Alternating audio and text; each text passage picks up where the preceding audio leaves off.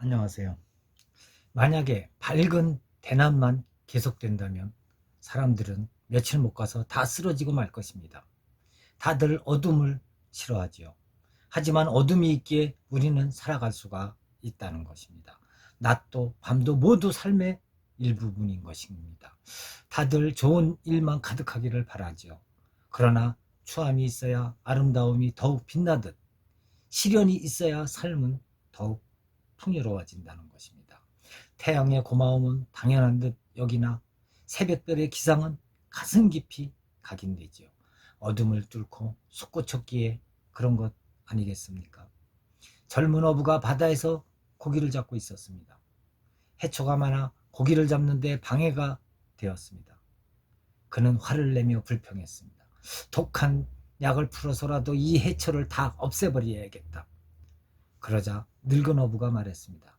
해초가 없어지면 물고기의 먹이도 없어지고 먹이가 없어지면 물고기도 없어진다. 우리는 장애물이 없어지면 행복할 것으로 믿습니다. 그러나 장애물이 없어지면 장애를 극복하는 의욕도 함께 없어지게 되는 것이죠. 우리는 알껍질을 깨는 고통의 과정을 겪어야만 살아갈 힘을 얻는다고 했습니다. 누군가 알 깨는 것을 도와주면 그 오리는 몇 시간 못 가 죽는다는 것이죠. 우리의 삶도 그렇습니다. 시련이 있어야 윤기가 나고 생동감이 있게 된다는 것입니다. 남태평의 사모아 섬은 바다 거북이들의 산란 장소로 유명합니다. 봄이면 바다 거북들이 해변으로 올라와 모래 구덩이를 파고 알을 낳습니다. 알은 태양열에 의해 저절로 부화되죠. 깨어난 새끼들이 바다를 향해 새카맣게 기어가는 모습은 장관이라 하겠습니다. 해양학자들이 여러 실험 중에 산란기 바다거북에게 진통제를 주사해 보았습니다. 거북은 고통 없이 알을 낳았습니다. 그러나 충격적인 일이 벌어졌죠. 진통제를 맞았던 거북은 제가 낳은 알을 모조리 먹어치워 버렸습니다.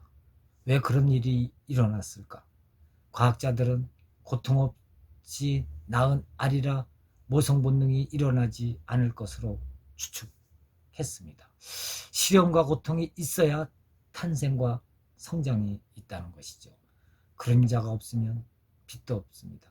기쁨과 슬픔, 삶과 죽음, 빛과 그림자 둘 아닌 하나인 것입니다. 많은 사람들은 율곡 선생이 9번이나 과거에 장원급제하였던 천재로만 알고 있습니다.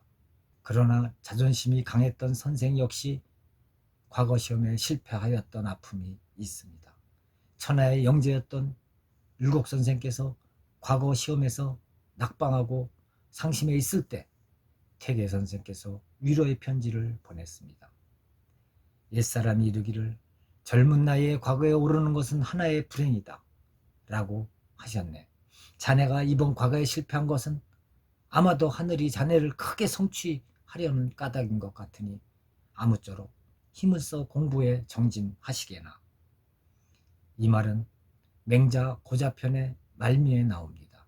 하늘이 사람에게 큰 일을 맡기려 할 때에는 반드시 먼저 그 마음을 괴롭히고 그 몸을 지치게 하고 육체를 굶주리게 하며 또한 생활을 궁핍하게 하여 하늘마다 어긋나고 틀어지게 만든다.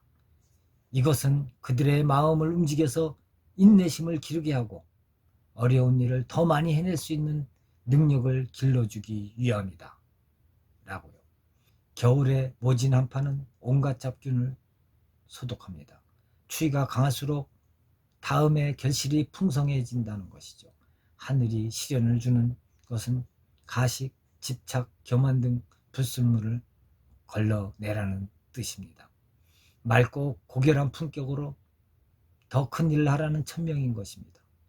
역사를 보면 어려움 속에서 큰 성공이 있었고 안락 속에서 타락과 멸망이 있었습니다.